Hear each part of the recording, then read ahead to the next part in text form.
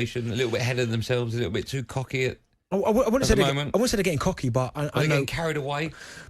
I can understand why they're getting carried away at the top of the table, but it's like most sides that are top after 8 games, people go, calm yourself down.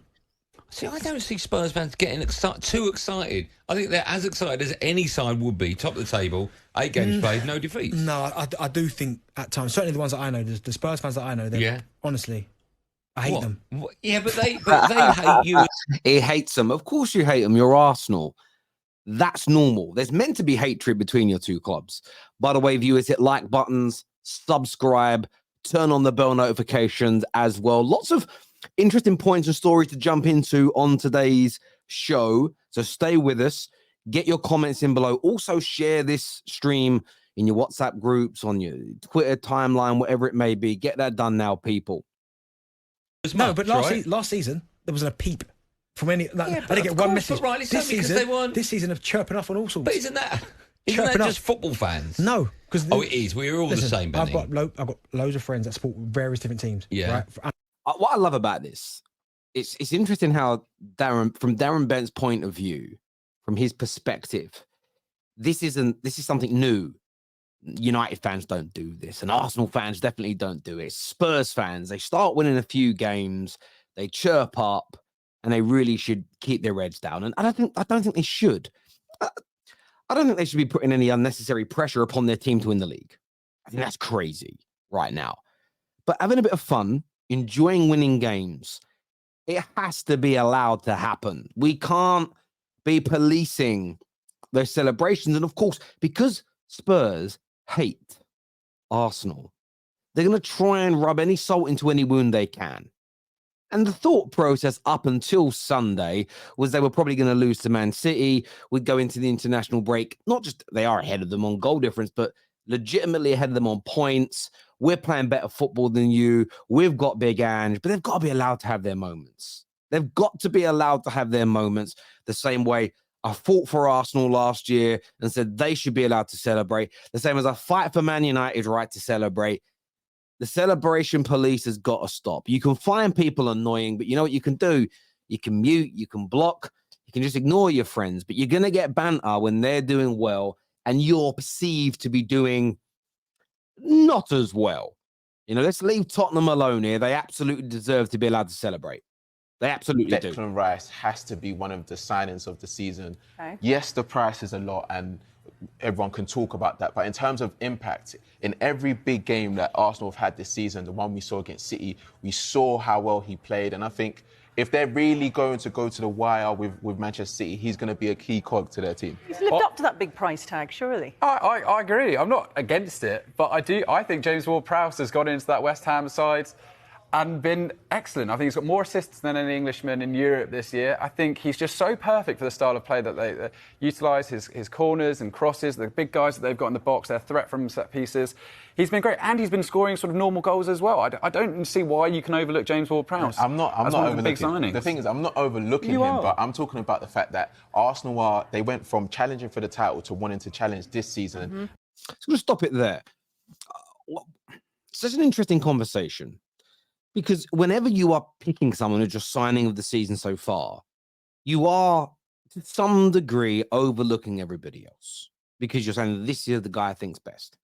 So, but you can't name everybody, especially when you're on Sky Sports and you have a very short time to put your point across. It isn't like social media content where I can sit here for an hour and go through each player intricately and give it more time and attention. The mainstream doesn't work like that.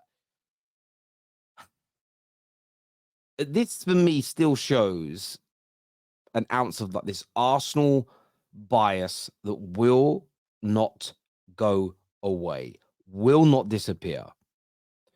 Ward-Prowse, look, he cost 30-odd million pounds, and he has been excellent so far for West Ham. No one's taking that away from him. Comparing his goals and assists to Declan Rice is nothing short of disingenuous. One is playing as an attacking midfielder or a 10. The other has been in a deep-lying DM role this season. So you cannot compare goals and assists because they play, yes, they're both midfielders, but the roles they play are hugely different. But Declan Rice has got Arsenal's team leaking less opportunities. They are 2 points clear of the Premier League favourites, which is 1 point more than they were this time last year. They're through to the next round of the Carabao Cup. Start of the Champions League, they smashed PSV at home, a disappointing result away in France, but they've started well, and there's a big optimism they're going to get out of that group. It's been a better start to the season than this time last year, and Declan Rice has been at the heart of that.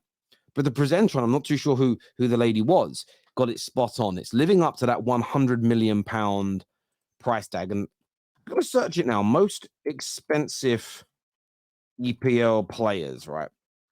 I really I want to search this. It's just coming into my head just a few moments ago. I was thinking about this and like, who are the most expensive signings that have ever been made? Let's go through the list here. From the bottom to the top. Jadon Sancho, 73 million, flopped.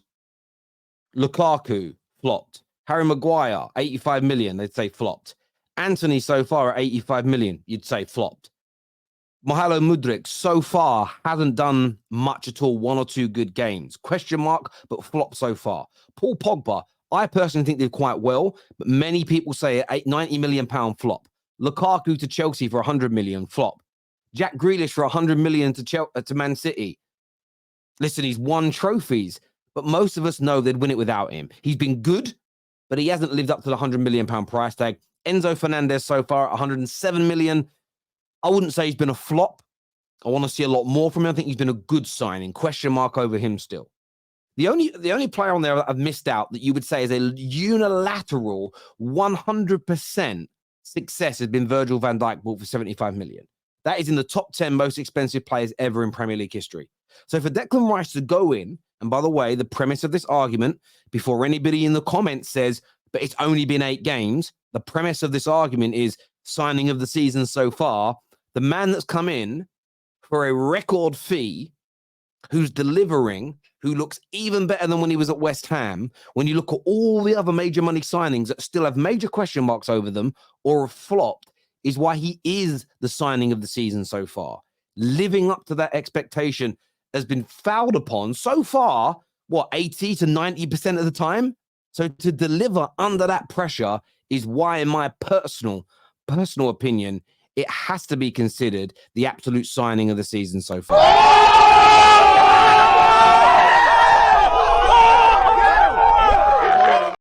I mean, that Erik ten Hag has had the greatest Premier League season, first ever season ever, compared to Pep, Klopp, Arteta, and Wenger. Is it all managers or just No, them? listen to what I'm saying. Okay. Compare it to Pep, Klopp, Arteta, and Wenger. Erik ten Hag has had the best season compared to those 4. Yeah, but there's other, Pep Guardiola. no, but there's been other managers, so you can't just say. You said I'm naming some absolute hundreds. No, what I'm saying- Pep, no. Klopp, your manager, Arteta, and Wenger. at the start of the show, you said Erik Said ten the Hag greatest has ever a- first season. as the greatest ever first. If you take Chelsea out of the You equation, can't take Chelsea out of the equation. Why? Because they've got 2 managers. Well, sorry, 3 that have been so much If better you than take Ten Hag. Ancelotti, Conte, and Jose out of the equation, I'll win the argument. When he took over Manchester, You can't quite do that. the season before he got there, Manchester United was 6th. In his first season, he got Manchester United top 4, 3rd, got him to the FA Cup final, the League Cup final, and won the League Cup. Look, Goldstein is right. We've already seen on this show some Spurs bias that shouldn't exist. We keep seeing the Arsenal bias, which I always call out. And this also goes for Man United.